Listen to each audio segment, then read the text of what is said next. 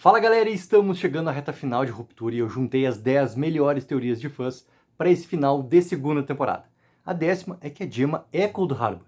Essa teoria sugere que a morte da Gemma, que acabou acontecendo quando seu carro caiu de uma ponte em um rio congelado perto da Lumon, daí também tem aquela imagem do carro submerso que aparece nos créditos, acabou preservando o seu corpo e função cerebral para os experimentos da Lumon. Em vez dela morrer no acidente, ela pode ter sido preservada criogenicamente, a deixando, como assim, uma luz em branco, para os experimentos. A Lumon, conhecido pelos seus segredos, poderia ter encenado aquele acidente ali para enganar o Mark e a todos. A teoria também conecta isso, à obsessão da personagem da Patricia Arquette, a senhorita Cobell, da seguinte forma, Talvez a falecida Charlotte Cobell tenha sido preservada de forma semelhante, só que descartada após uma experimentação fracassada. A nona é que o MDR está analisando os 4 temperamentos do Kier. Qual o trabalho aqui o Macrodata Refinement Department está realmente fazendo, Muitas pessoas acham que tudo se resume, a essa citação do falecido Kier Egan, abre aspas para ele. Na minha vida, identifiquei 4 componentes, que chamo de temperamentos, dos quais são derivados de cada alma humana: aflição, brincadeira, pavor e malícia. O caráter de cada homem é definido pela proporção precisa que reside nele. Entrei na caverna da minha própria mente e lá os domei.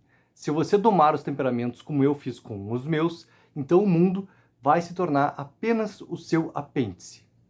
A oitava é que o trabalho do MDR seria para ressuscitar os mortos. Por quê? Se a gente trabalhar com a ideia de que a Lumon preservou o corpo da Gemma para experimentos, pode ser que o Mark seja quem esteja, digamos, energizando o corpo dela pelo meio do seu próprio trabalho no MDR. Talvez o Mark tenha trabalhado nela o tempo todo em que esteve lá e a tirou do coma para onde ela está agora. Mas ele precisa terminar essa parte, para dar a ela uma personalidade mais completa e tornar ela realmente funcional. A sétima, é que o trabalho do MDR seria para criar uma força de trabalho perfeita. Pode ser que a equipe esteja realmente transformando as suas próprias personalidades por meio do seu trabalho, ou melhor, que o Mark esteja, Nesse caso, o Mark é Cold Harbor. Ele é o experimento. Talvez o teste esteja rompendo laços emocionais profundos, como, por exemplo, a memória da sua esposa. As outras pessoas do MDR são variáveis desse experimento. A sexta é que o trabalho do MDR pode ser de fazer espionagem corporativa. A carta Lexington revela um potencial lado obscuro das operações da Lumon. Por quê? Se a carta for verdadeira, refinadores de macrodados podem estar participando inconscientemente de espionagem corporativa.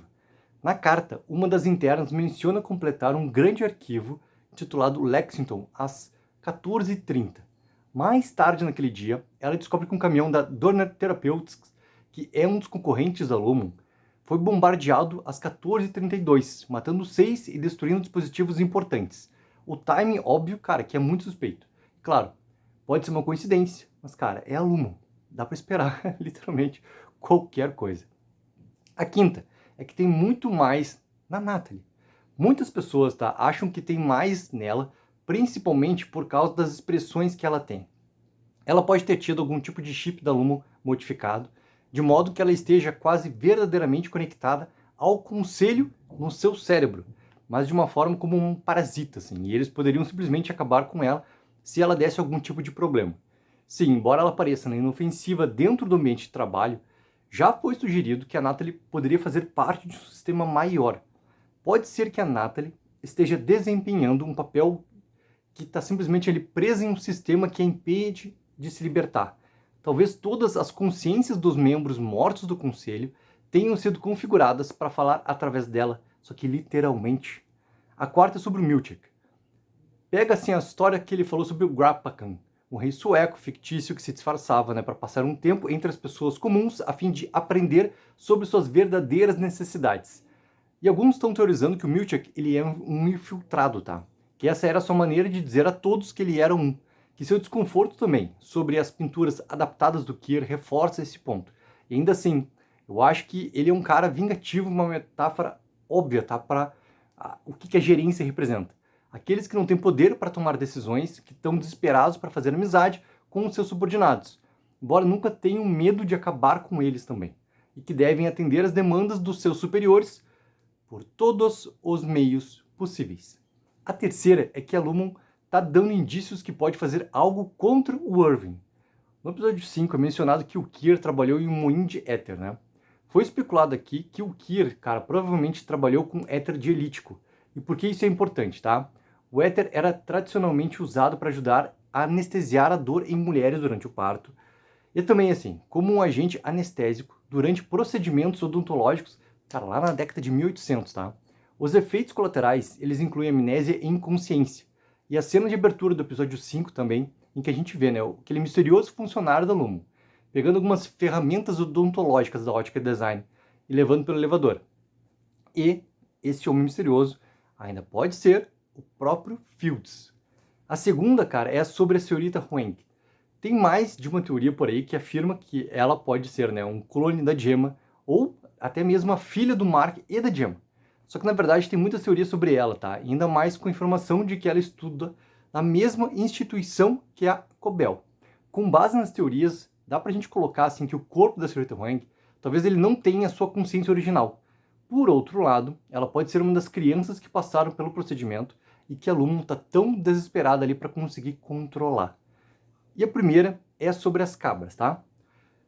Se eles estão clonando humanos, as cabras podem estar simplesmente sendo criadas para produzir leite para os bebês. Já temos na série referências à lactação e ao parto. E na sala das cabras tem canos para o leite descendo do teto, sugerindo que eles têm uma enorme instalação de processamento de leite em algum lugar ali dentro, tá? Se a gente colocar o fato de que a Cobel também, né, ela se passou por uma especialista em lactação para se aproximar da irmã do Mark, e o problema não tão pequeno que apareceu da esposa do governador usar o procedimento de separação para sobreviver à gravidez. Essa, cara, é também assim uma teoria que é bem interessante. Então, galera, o que vocês acharam dessas 10 melhores teorias que estão simplesmente assim pipocando e muito, cara, sobre esse final do que pode acontecer no restante dos episódios que a gente tem agora da segunda temporada? Coloque embaixo nos comentários qual outra teoria para vocês também que ela vale muito a pena entrar nessa lista. Coloquem nos comentários e não esqueçam sempre de dar aquela ajuda que é mega importante, de curtir o vídeo e assinar o canal. Tech04, viva o sonho aqui!